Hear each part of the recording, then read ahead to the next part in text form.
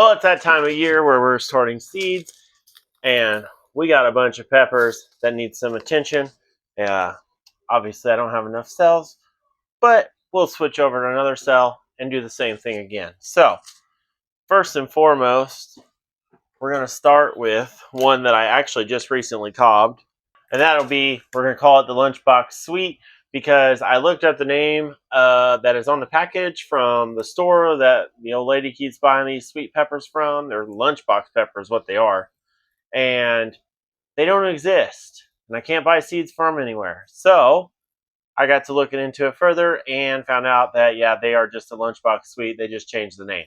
So what I did, and this is how easy seed starting can actually be for you, is I just cut the pepper, cobbed onto some of the seeds, which are right here. If I can keep from dropping them, that'd be cool.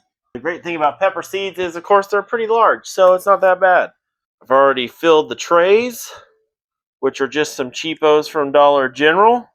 I think I've got $5 in this one, and then the other ones that I've got are like the same. Well, those ones are $5 too, but I actually got all those on sale at the end of the gardening season, so I only spent like $1, $2 per, I think it was 2 of them, so I think it was like $2 for 2. With pepper seeds being so big, we're just going to put 1 per cell. They need to be about 1/4 inch deep, so nothing real crazy. Do the best you can. It doesn't have to be perfect. And it looks like I might have cobbed onto a couple extras, so we're just going to double them up.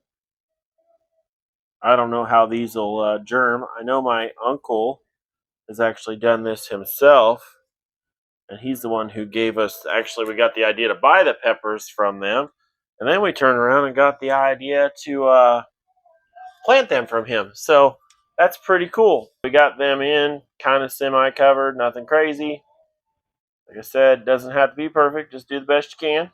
Pepper number 2's got to be one of my favorites, and that is the Serrano. It's like between a jalapeno and a chili, and they just go great with everything, and I love having them just in the garden and in general. Like, they're supposed to be hotter than a jalapeno, but I eat the crap out of them.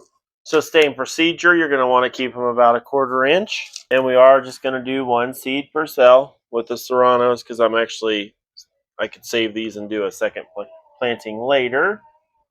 I'm only doing 6 because, well, Serranos last year were one of the plants that did really good for me. And since I had like 10, 15 of them, we had a little bit more than we needed. But I made a lot of candied Serranos, just like you would a candied jalapeno. And they were amazing.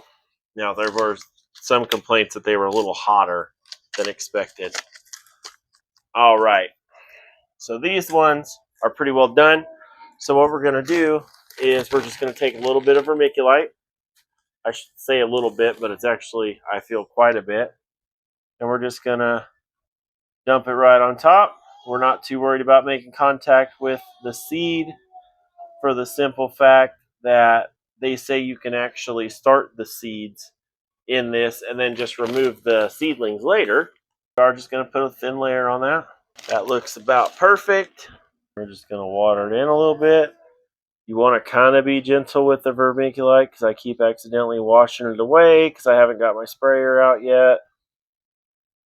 But it is really cool to watch it as you're putting water in there.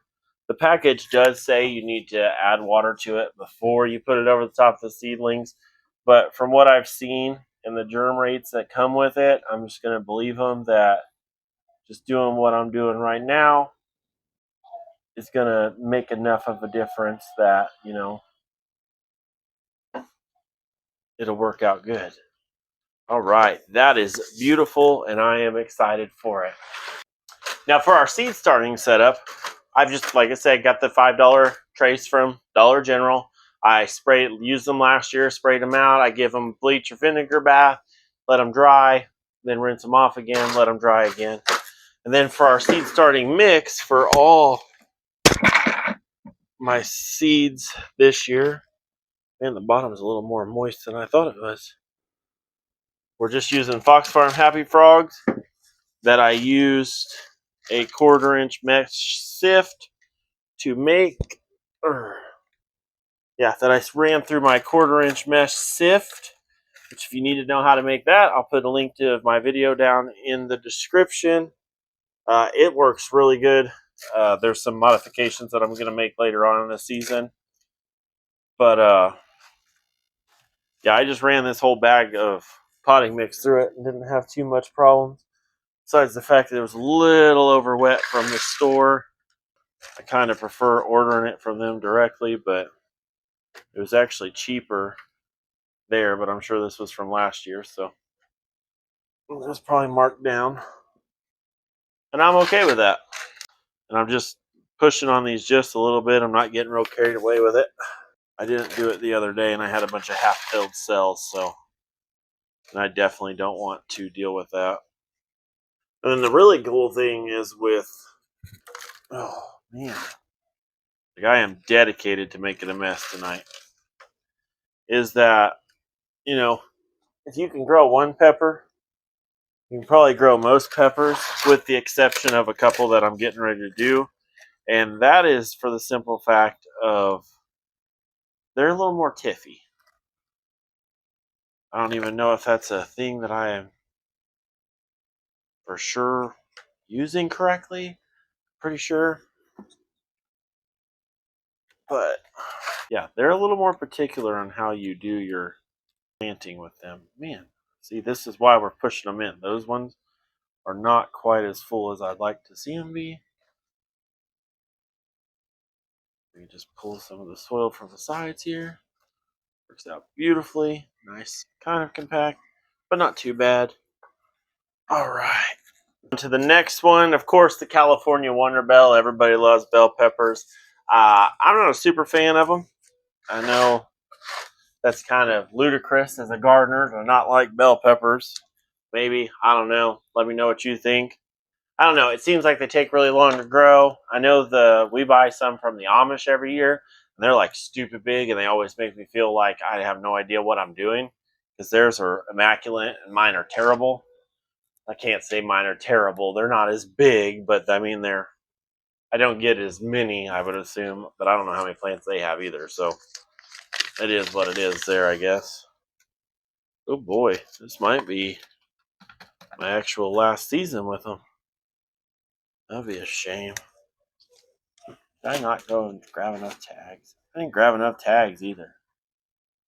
I'm really sucking at this. But anyway, it's the same procedure for them. They're about a 1/4 inch deep. Then you got to take your freaking. You know what? I'm over it. Turds. Get out of there. Is that all of them? Oh yeah. Oh, and I only got 2 left, so we're just gonna double sow some of these. Say that this is the probably last time I'm gonna mess with Wonder Bell, the California Wonder Bell. I've been dabbling in some of the hybrid stuff, and compared to my heirloom stuff, especially here in Zone 6B, Illinois, they seem like they do a lot better. I know the disease resistance, stuff like that. I understand how all that works, but like, it's kind of a pain whenever you get a plant to look beautiful and then the fruits die or whatever. It's just obnoxious. So that's one reason why I'm not a big fan of the California Wonder Bell. I have a lot of issues with it in Zone 6B. It could be great everywhere else, and I do not know what other people are growing locally. And if you are local, let me know in the comments below because I need to find a new bell pepper for next season. So this is one that I got a whole bunch of good things to say about, just like the Serranos. It's from Nature's Edge, and they are just jalapenos, and that's legit. All it says on there is jalapeno, and they are freaking awesome. Like, they produced really well. The only thing I will say is these are so freaking hot, it's ridiculous. Like, that's the only downside. I don't know why I keep doing that when I could just do this. Look at that. Beautiful. Boom. All right, so same thing, same procedure. About a 1/4 inch deep. Oh, we have a few seeds left out of these ones. Nice. And we're just going to pop them down in there best we can. Get real trippy if you can't get it at a 1/4 inch or whatever. I know there's some people that think it's a big ordeal.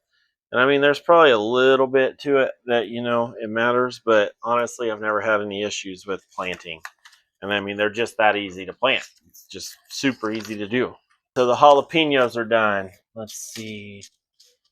Oh yeah, okay. So these 3 right here, I saved from seed from last year from plants that I grew. And these are the ones that are a little more particular about how you do things. So first off, this is the mystery hot pepper. I'm pretty sure it's the Tabasco. She did her work and kind of forgot what she thought it was, and I'm okay with that. I hope it is really hot, and I hope that I get a surprise when I go to deal with it. I need to find out where I got these frickin' things from, because if you're seed saving, these are like indestructibly good glued and just well made envelopes. I'm just saying. That's perfect. All right. So since I didn't make a tag for it, anyway, ain't even started the season all the way yet. They're already invading my space. Got her. All right. So we're not really sure what these are, so we're just gonna call them mystery pepper. Downside to seed starting: if you don't keep track, you end up with tags that say mystery pepper on it. And that's okay. It'll be a surprise. She said it's a hot pepper, though. So I don't know how she knows it's a hot pepper unless it's one of my hybrids. And, well, it will be hot. Because it, of course, came from the patch that has the red Trinidads in them. And, which they're actually the Scorpion Trinidad, but A for effort. All right, Trinidad. Same procedure. We're just going to punch a little hole with my pencil. Gonna fight the glue on these to get them open because they're hardcore and I love it. Oh, that one ripped. Oh, that noise. Can't do it. Uh-oh. We're getting ready to be dead. I don't know if there's viable seeds in there. Oh, there's one right there. That's definitely a good one. All right, and last but not least is, of course, Pepper X. This is the Chocolate Mayhem, Chocolate Chaos, something like that.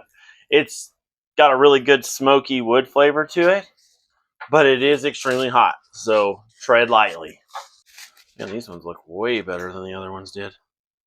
So they'll be about a 1/4 inch deep as well, so we're just going to use our pencil tip, punch a little hole in there, like so. And we're just going to drop one in each hole. Not really super concerned how the germ rate goes with these because they produce a lot, and, well, honestly, they're so hot you don't really need that many. So, I mean, we're just going to do 6 of those as well. Some of them are a little higher than I was hoping for, so we're just going to give them a little push down in there with the pencil. Then we're going to, of course, come through with my new favorite thing, which this morning we realized that we have onions germinating already, so that's impressive. It's been 3 days, which they say proper care there's 3 to 5, so that's pretty good. We're just going to lay a thin layer over the we're just going to lay a thin layer of vermiculite over the top, water them in like we did the rest of them, and that will be all the peppers that we're growing this season. If you need a video to make a fertilizer at home that's high in nitrogen, because that's what these guys are going to need when they first start, go ahead and check out this video. And if you want to see how they do throughout the 2025 grow season, go ahead and hit that subscribe button. And we'll see you on Wednesday. Boom.